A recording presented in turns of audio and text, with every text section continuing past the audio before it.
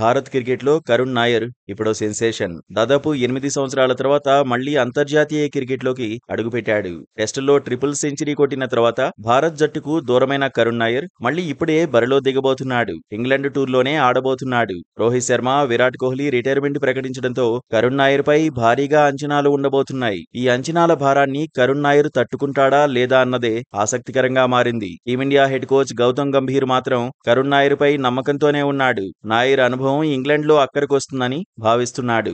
ఇంగ్లాండ్కు వెళ్లడానికి ముందు గౌతీ అదే మాట చెప్పాడు. కరుణ్ నాయర్ అనుభవం టీమిండియాకు అడ్వాంటేజ్ అవుతుందన్నాడు. గతంలో కౌంటీ క్రికెట్లో బరిలోకి దిగిన విషయాన్ని గుర్తు చేశాడు. ఇంగ్లాండ్లో పరిస్థితులపై కరుణ్ నాయర్కు మంచి అవగాహన ఉందన్నాడు. 5 టెస్టుల సిరీస్లో కీలకమవుతాడని చెప్పుకొచ్చాడు. అత్యుత్తమ ప్రదర్శన ఇచ్చినంతకాలం ఎవరికైనా భారత్ జట్టు తలుపులు తెరిచే ఉంటాయన్నాడు. యువ క్రికెటర్లు కూడా ఈ విషయాన్ని గుర్తుపెట్టుకోవాలన్నాడు. అంచనాల సంగతి ఎలా ఉన్నా ఇంగ్లాండ్ లయన్స్ తో అనఫిషియల్ టెస్ట్ లో కరుణ్ నాయర్ హిట్ అయ్యాడు. డబుల్ సెంచరీ కొట్టి ఆత్మవిశ్వాసాన్ని పెంచుకున్నాడు.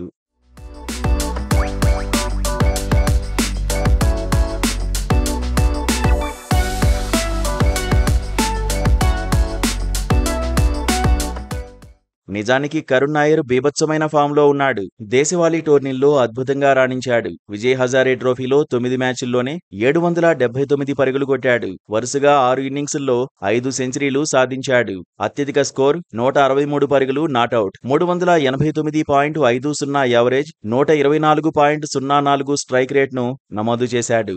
33 ఏళ్ల వయసులో స్టామినా చాటుకున్నాడు. విజయ్ హజారే ట్రోఫీలో ఎక్కువ పరుగులు సాధించిన ఆటగాడిగాను రికార్డుల్లో నిలిచాడు.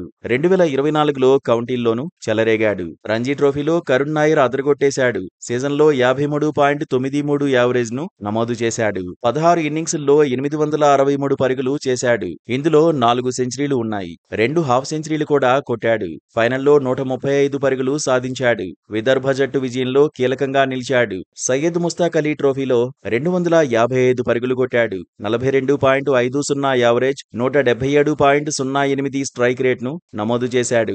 ఇందులో 3 హాఫ్ సెంచరీలు ఉన్నాయి. అత్యధిక స్కోర్ 77 పరుగులు. దాదాపు 8 సంవత్సరాల తర్వాత భారత్ జట్టులోకి వచ్చిన కరుణ్ నాయర్ పై ఇంగ్లాండ్లో అందరి చూపు ఉండబోతోంది. ఇంగ్లాండ్లో రాణిస్తే టెస్ట్ కెరీర్ కు తిరుగుండదనే చర్చ జరుగుతోంది.